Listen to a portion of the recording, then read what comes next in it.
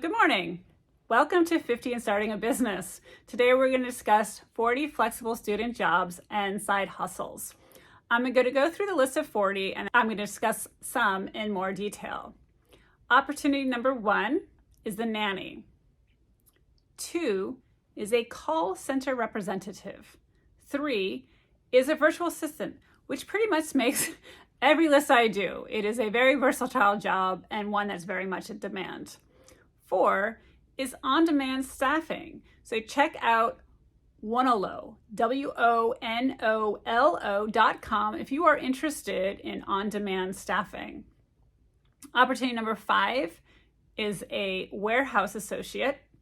6 and 7 are kind of grouped together as one, and that is a dog walker or dog sitter. We actually employ a dog sitter.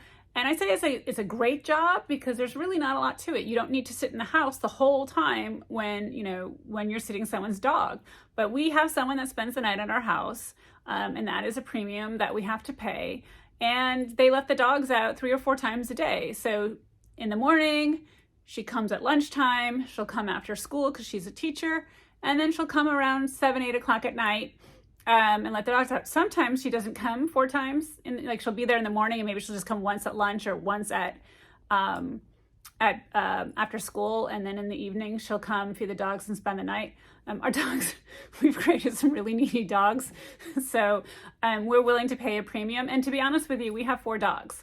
So even though she gets paid a lot, and it just seems sometimes painful when we go away to write this huge check, it's a lot cheaper if we had to board the dogs, and the dogs like it a lot more than being bored. The other opportunity that's along the same lines of that is a house sitter. You don't have to take care of any pets, and so you're just a house sitter. So it's probably better to find a house that has pets because you'll get a premium for basically doing the same thing as a house sitter would do. But that's another great opportunity. Another one that's flexible and you can kind of pick and choose. It really depends what company and what position you're applying for. But is that a food server? So if you're a student, you could be a food server in your, another great opportunity is to be a kitchen server. Go to your campus's cafeteria. Not only that, you could look at other restaurants. And sometimes, I know in the college I went to, in the business school I went to, they had lots of different little restaurants on campus that were run by the college. So you could be a food server there. This one's a little bit hard, I believe, emotionally, but it pays very well, is a home health aide. And usually you're working with someone who is sick or elderly, but you're helping that person, kind of get through their day-to-day operations. Sometimes it's taking them to doctor's appointments, taking them to meet with friends, or, a lot of times people develop really fond relationships with the people that they work for. And they'll go out to lunch. So that would be more for someone who is elderly, less than someone who is sick. Number 9 is a sales associate. So again, retail sales associate, that hits on my, that's a good job for a teenager, but it's also a good job if you're a college student. Administrative assistant. So that's a little bit different than the virtual assistant because the virtual assistant is done online.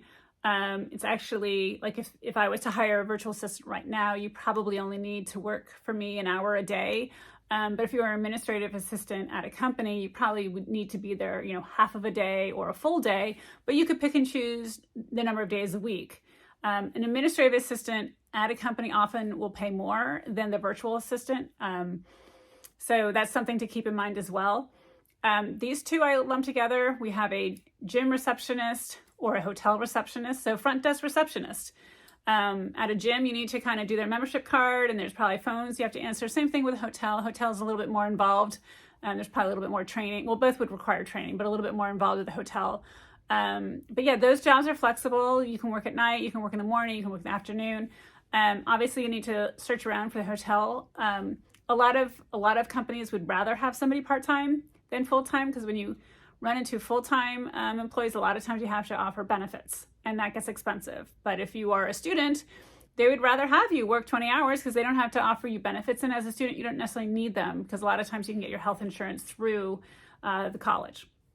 The next one is lifeguard. We touched upon that if you watch the video of jobs for teenagers. But lifeguard's not just for summer. So don't fool yourself and say, oh, it's not, I love swimming, I love pool, I'd love to get a free membership along with being a lifeguard. But it's wintertime. Well, guess what? There's so many clubs out there that have swim teams. And if they have swim teams and they have swim lessons and they have free swim, they're going to need a lifeguard. This is somebody that I would probably hire. There's, this has come up earlier, and that this is a social media assistant. Previously, for great online jobs, it's social media manager, which is a little bit more involved, but an assistant. I'm trying really hard to hire my kids to be my social media assistant. They're much more savvy with social media, and it's something that I believe a teenager or a student could easily do. I just kind of want, you to, I don't even know, like link up my YouTube with my Facebook, with my LinkedIn, and actually not necessarily, because some has to be, compliance only with FINRA and my, wealth management business, and other is really just kind of this fun YouTube channel, and I kind of want to keep them separate. But yeah, I could easily explain this to someone, and I bet you that they would come back with advice for me of how to do it better, and be incredibly helpful to me. So that is something that a college student could do, because I don't think it probably takes more than an hour of their time. Now, it is completely possible I'm doing it all wrong and not utilizing it to its fullest, and therefore it would be more than an hour a day job. But yeah, a social media assistant is a great job for someone that's looking for a flexible schedule. And again, and we've talked about this before. So a rideshare driver, a food delivery. You got Grubhub and Uber and DoorDash, package delivery. I know, now like Best Buy and other places will deliver your packages to you. I sometimes order things from Pottery Barn and they show up in a white unmarked van, which is a little bit nerve-wracking the first couple times it happened. So those are all jobs that you can have. My brother used to work for UPS in the summertime. Sorry, not in the summertime, at Christmas time. And he would do that. And that was something as a college student he could do. And it was very flexible. I mean, I don't know if he had like 6 or 8 weeks off. But he would work really hard for those 6 weeks, and he would get bonuses and everything like that. I guess if you are like the fastest, you get all these bonuses. But those are definitely jobs you can do as a student. Cleaner, house cleaner can easily be done. As a student, you could offer to clean cars. You can offer to, we touched on this before, but clean up yards, whether it's, mowing and raking leaves or cleaning up after dogs. Bank teller, there really aren't that many out there. There are not that many people with college degrees that want to be bank tellers, because it's pretty much a dying breed. And it used to be a big thing when I was a kid to get into to get into a bank. They'd have you do this rotation and everyone would be a bank teller. That's not really happening anymore. So it is something that a college student probably could get into, especially if there's like a new branch opening up to be a bank teller. This is something that I knew someone that did in college, and he made a lot of money doing it. And he actually started his own business, but he painted the outside of houses. So he started off working with someone, I think when he was like 14, 15, and he helped, and then he learned how to do it. And so by the time he got to college in the summer times, he would, in our town, paint the exterior of people's houses, because he had, worked like, 4 or 5 years as an apprentice painter and learned how to do it. The other is an interior painter. I don't know how much skill is involved in interior painting, because my husband's never let me paint anything. I do know you have to put that tape on it. I do know when it looks bad and you can see all the brush strokes. So I know that there is a specific way that you're supposed to paint the interior of a room. But that's something that I would hire someone to do. And I would be happy to hire a college student to do that, rather than someone who's going to charge a premium because they have 20 years experience painting, mainly because I don't care that much. If you messed up, I would just be like, oopsie daisy, okay, just, paint over it. So it also, watch out who your clientele is. Try to find people like me that I'm happy to employ people that want to work hard and want to learn a new skill. So painting is something that you can do. This is probably does not pay well at all, but a college tour guide. If you love your college, if you're so happy you're there, if you think the campus is beautiful, guess what? You are probably an amazing spokesperson for your college. You got to love what you do. And if you love the college and you love talking to people and you want to show them around, I always admired that. I can talk to a camera and I can talk to probably 2 or 3 people sitting at a table. But you put me in front of a whole group of people, I get really, really nervous. My brother said on my first couple of videos, he could tell I was really nervous talking, and maybe if he watched this one, he would say I'm still nervous. But this is, I'm working on it. I'm trying to get better. But so I could never be a tour guide, but a tour guide would be something wonderful that you can do as a college student. And it's easy. It's right there on college. Another thing right there on college, if you enjoy working with people and helping figure out problems, is a residential advisor, or otherwise known as an RA. My freshman year, Courtney, I don't remember her last name, but she was wonderful. I didn't have a close relationship with her. I know other people in the hall did develop a very close relationship with her, but she was very nice and she was very informative. And I really liked her a lot, and I admired her. Last one, which is really great if you're in college because you are probably all gung-ho and full of energy because you're young, fitness instructor. So, if you're a guy, you could, do stuff with weights and whatever. And if you're a woman, and I realize I'm totally stereotyping. So if you're a woman, you can do the weights too. So don't listen to me. But yeah, or even just classes. I know a lot of people in college who, at the time yoga wasn't necessarily big, but now you got yoga and you got Pilates and you got the bar method, and I'm leaving so much stuff out. I don't know if aerobics is still in, but that was a lot of fun. Oh, the step classes. I love the step classes when I was a kid. But there's a lot you can do. So you could also be a bookseller.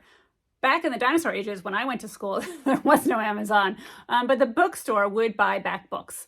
So there's lots of ways that you can sell books that you have, whether it's textbooks or books on the back. I have sold a ton of my books. They were traveling with me everywhere. The only books I've kept are books that I'm currently reading, or books that I love. This one is from a friend of mine, Katie Arnold. If you're interested in reading it, it's called Running Home. It's a wonderful book. And then these books are books that I recently read. But there are a whole ton of books I've read. I've kept To Kill a Mockingbird. That's like pretty much my favorite. But yeah, so there's a ton of books that you can sell, whether it's textbooks, nonfiction books, fiction books. Just don't take your mom's books and sell them because they might be her favorite and she'll notice them missing. Thankfully, that hasn't happened to me yet. I don't think my kids recognize that they could be selling my books. Campus librarian clerk. So, I actually did that for a semester. I wanted some extra money. My sister was giving birth to her first child, and I wanted to buy the child some special things, and I didn't have any money because I was a poor college student. So for I think it was like 2 months, I worked at the campus bookstore and saved up a bunch of money to buy this child some wonderful things. Don't remember what they were. I'm sure my sister and my nephew don't either, but it made me feel good to do that. And working at the campus library, I actually learned a lot about like what they actually had in the library. It was so huge. I hadn't been to most sections because I'm a math science geek. I don't think I took a history class at all in college. I regret it now. But anyway, when I worked at the college library, I did learn a lot about all the different books and everything at the library. Parking attendant. So my husband did this. Yes, my husband and I both have had a lot of different jobs. But yeah, he worked valet. I won't tell you his stories, they're not good. But he loved it. He loved it. He loves cars. He likes driving other people's cars when those people are wealthy. And yeah, so it's a nice job. You can get decent tips, and yeah, check out a whole bunch of different cars. Research assistant. I actually wasn't a research assistant. This is a kind of a correlation to it. I was a teaching assistant in undergrad for economics. So if you like to do research, if you're really kind of geared that way, if you have a good relationship with a professor, you can always be a research assistant or a teacher's assistant. I excelled in my I believe it was my microeconomics class. And so the professor asked me to be a teacher's assistant. He just didn't know I was still a freshman, but that's okay. He didn't ask, I didn't tell. I didn't realize that freshmen weren't supposed to have teaching assistants. But yeah, so those are opportunities at school as well. Again, we talked about this earlier, a restaurant host, a server, a waitress, a busboy. There are a lot of jobs in restaurants that you can take. They can be flexible, especially, again, if it's a chain restaurant, they would rather you not be a full-time employee because they'd have to pay you benefits. But, a lot of these jobs, especially a waitress or waiter, food server, they pay a lot. They pay a lot because you get the tips. This is a good one, a proofreader. I'm pretty good at checking other people's writing for mistakes, grammatical mistakes, punctuation. Does it make sense when I read it? And there are actually some classes you can take to get certified in proofreading. I did, when I was looking up on the internet for options, for job options, kind of researching them. There are companies that will train you to be a proofreader. So they'll train you to look for, certain things. And I know from my own writing, it's not, what is it? Google Grammarly. Grammarly doesn't pick up everything, and neither does Google Write or Word. They pick up a lot, but they don't pick up everything. So proofreading's not dead. It probably will go by the wayside as artificial intelligence picks up and improves over time. But for now, if you're in college, proofreading is a great opportunity. And, also reach out to professors. Professors do a lot of writing, whether it is articles or journals or books. That I would reach out. You have a professor you like, you have a subject that you excel in, I would reach out to them for some proofreading opportunities. Campus IT support. Nobody would hire me for that, but there are people that are really great with computers and IT. And yeah, college students, you have a whole variety right there, a whole market that you can market your IT skills to, as well as work for the college in IT support. Here's a new one. Sell on Fiverr. I don't pronounce it right, and when I watch CNBC, they don't either, but Fiverr. They, have a lot of tasks that you can kind of offer your IT skills, graphic design, web design, and get some jobs off of that. I did this the other day. I think I made $7.58, and it's still sitting but filling out surveys. There was like Survey Monkey. I did that. It actually took a little bit longer than I thought. I think what happens is you have to fill out a whole bunch of surveys and get your get a record for actually completing them, and they collect data on you while you're doing that, which is great.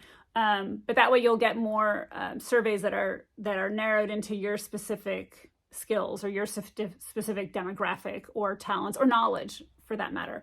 But again, I try to do some of these things to kind of like, how does this work and all that. And so in one evening I made $7.58 while I sat in bed and I was watching Grantchester on Amazon. So not that difficult. But yeah, I did notice that I didn't qualify for a lot, and they did want me to fill out some additional personal information. So they could narrow in, because you would start a survey and then it'd be like, oh, you don't qualify. And I'm like, well, wait a minute, I just spent like 2 minutes, and they would give me like 50 cents for, not qualifying. But if I did qualify, I could have made $10 for the survey. So if you think like, if you can get to a bunch of surveys where you're making, $10 a couple times a day, that can add up for sitting in bed, watching a movie and filling out a survey.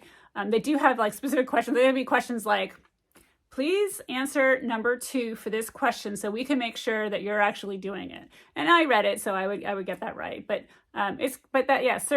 Survey Monkey is a nice one.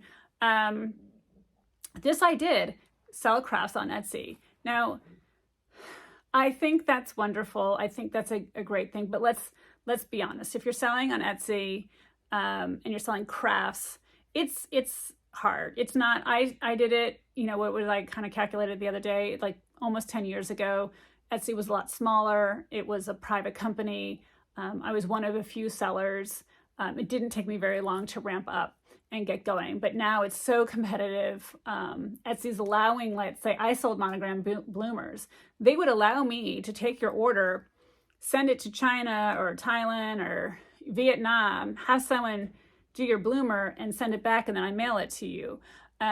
So that's a lot more cost effective than me sitting in my house and making it off of thread that I bought in the United States and bloomers I bought in the United States, and where everything's a lot more expensive. So depending on the craft you're selling on Etsy, research it before you get started. Research it before you spend any money doing it, because it might be harder. It might be so cheap by goods that are sold, that are made elsewhere, that when you go to sell it, you can't sell that bloomer for $15, which was the original price for a bloomer when you sold it on Etsy 10 years ago.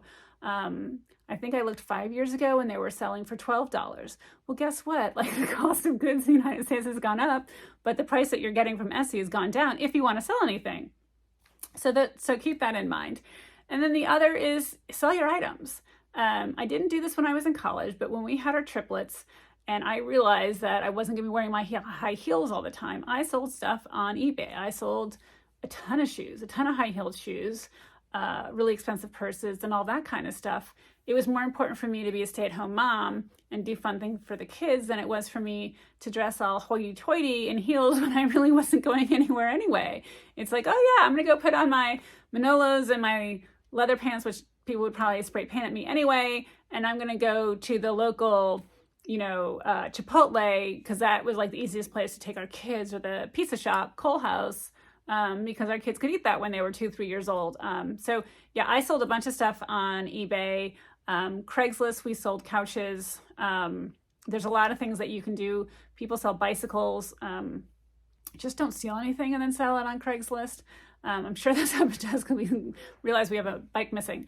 But yeah, so there are a lot of different opportunities for students who want a side hustle or need flexible hours. I hope this was helpful to you, and I wish you all a good day. Thank you.